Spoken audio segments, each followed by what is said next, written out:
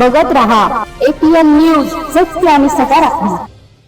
भारत देश स्वातंत्र्य होऊन आज जवळपास 80 दशकं होऊन गेलीत, तरी सुद्धा या देशात राहणारा बंजारा समाज हा पारतंत्र्यात असल्यासारखेच जीवन जगत आहे. कारण की आजपर्यंत बंजारा समाजाच्या तांड्यांना कोणत्याही मूलभूत सुविधा पुरवण्यात आलेल्या नाही. अशाच प्रकारची समस्या ऐतिहासिक असलेल्या छत्रपती संभाजीनगर जिल्ह्यातील पैठण तालुका येथील बंगला तांडा येथील तांड्यांची अशीच काहीशी अवस्था आहे. या जिल्ह्याचे खासदार तथा पालकमंत्री म्हणून राहिलेले संदीपानजी भुमरे, त्याचप्रमाणे विद्यमान आमदार विलासबापू भुमरे यांच्या या मतदारसंघातील बंगला तांडा आजही या मूलभूत सुविधांपासून वंचित आहे. या सर्व गोष्टींपासून त्रासलेल्या तांड्यातील ग्रामस्थांनी येणाऱ्या जिल्हा परिषद निवडणुकीवर बहिष्कार घातला असून एकही मतदान या ठिकाणी होणार नाही. तसेच या ठिकाणी मतदान बूथ देखील येऊ देणार नाही. तसेच मतदानाच्या दिवशी उपोषणाला बसणार असल्याचे येथील ग्रामस्थांनी APN न्यूजशी बोलताना सांगितले.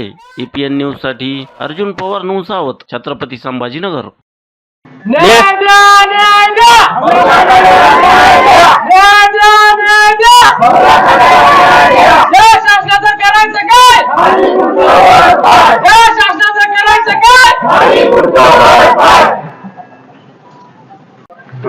या तांड्याची वसाहत जवळपास 65 वर्षापासून झालेली आहे.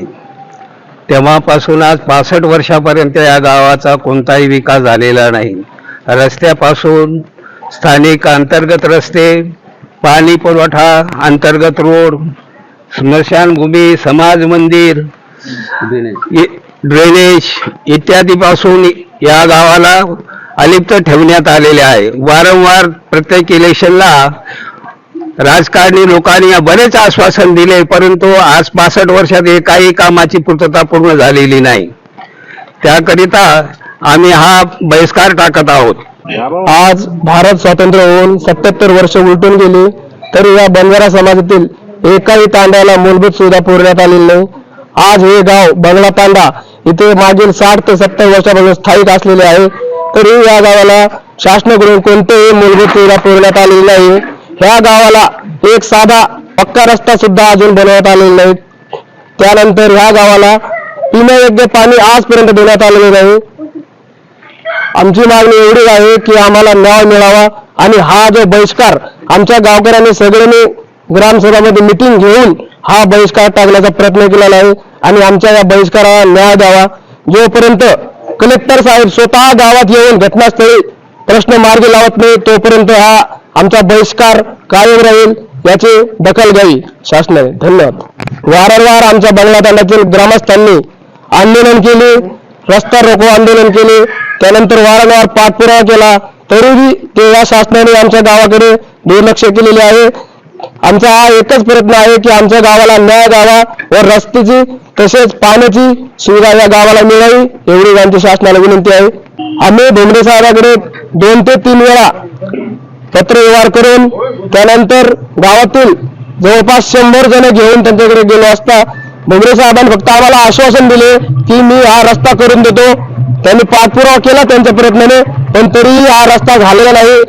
आमच्या गावात जवळपास 700+ मतदान आहे. याचा परिणाम नक्की होणार, येणाऱ्या इलेक्शनवर याचा परिणाम नक्की होणार. हेच इलेक्शन नाही तर येणाऱ्या काळातील प्रत्येक निवडणुकीवर आमच्या ग्रामस्थांचा असाच बहिष्कार कायमस्वरूपी राहणार आहे. या गावात शासनाने जी जल जीवन मिशन अंतर्गत योजना राबवली होती, त्या योजनेअंतर्गत फक्त आणि फक्त पाईपलाईन झालेली आहे. 3 वर्ष झाले फक्त आणि फक्त पाईपलाईन झालेली आहे. आजपर्यंत या गावाला पाणी नाही. पाण्याचा मुख्य स्रोत म्हणजे टाकी, ही टाकी सुद्धा वगळण्यात आलेली आहे. कुठतरी या गावाला न्याय मिळालं एवढी आमची विनंती आहे. माझं नाव अनुसया गोपीनाथ चव्हाण. मी बंगला तांड्यात राहते. मी या गावात आले, लग्न झाल्यापासून आमच्या गावात काहीच कोणतीच गोष्टीची सुविधा नाही आहे. पाण्याची नाही, राहण्यात सडक नाही, रोड नाही, काही नाही. आणखी हे संडासचं नळ पण नाही. आता पद्माबाई शांतीलाल चव्हाण आम्ही बोलतोय. आमच्या गावामध्ये आतापर्यंत काही सुविधा झाल्या नाही.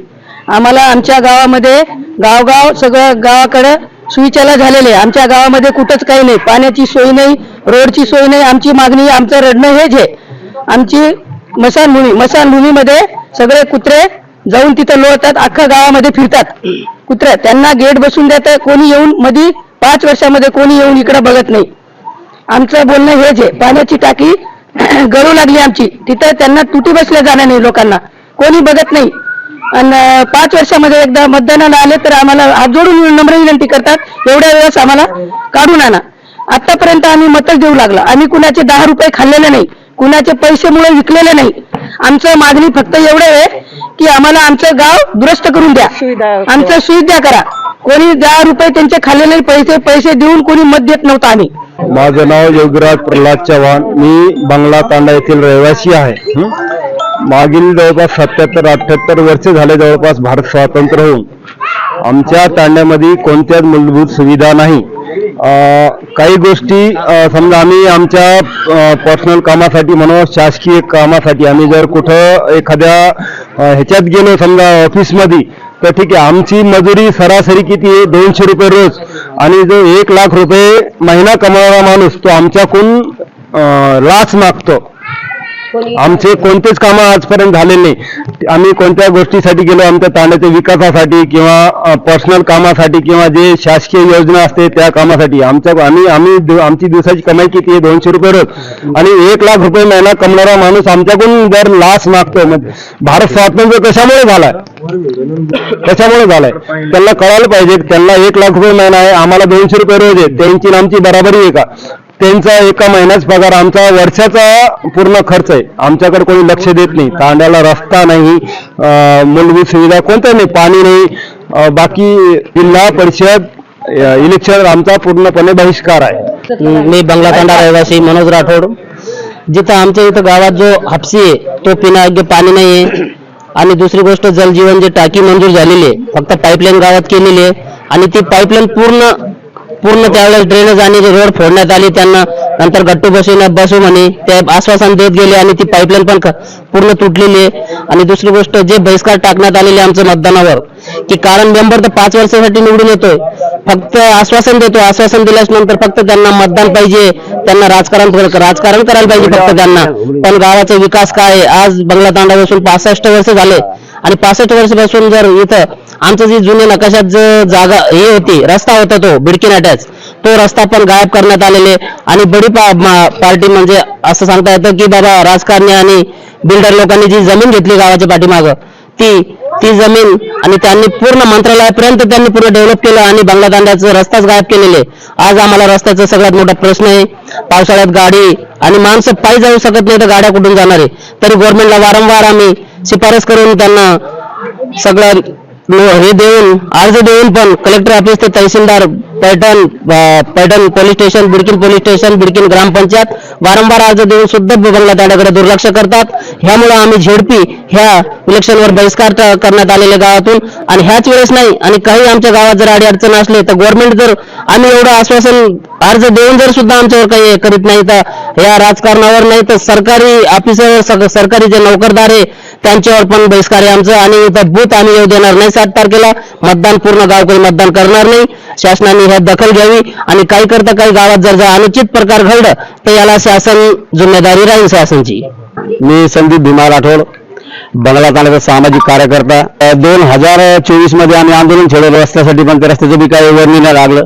2024 लाच रामदास कदम पालकमंत्री होते, आम्ही स्वतः निवेदन त्यांना द्यायला गेलो होतो, त्यांनी बी काही नाही पाहिलं. दुसरी गोष्ट, 2023 मध्येच पाण्याच्या टँकची सर्व्हिस पण झाली, शासनाचे लोक पण आले होते. लोकांनी तर टँकची पाणी पण केली. 2 स्पॉट पाहिले त्यांनी, एक ओपन टेस्ट प्लॉट मध्ये आणि गावठाण, आमच्या बंगला तांड्याचे गावठाण.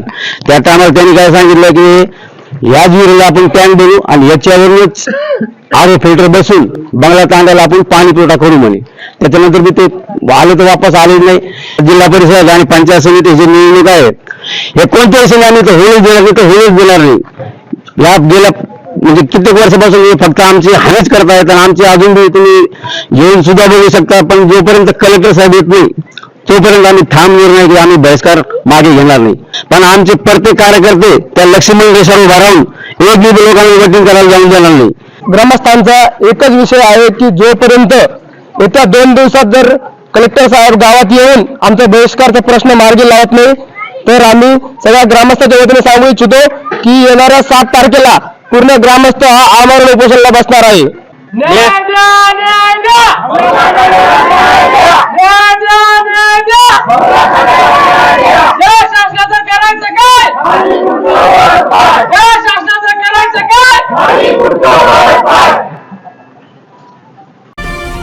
APN न्यूज सत्य आणि सकारात्मक.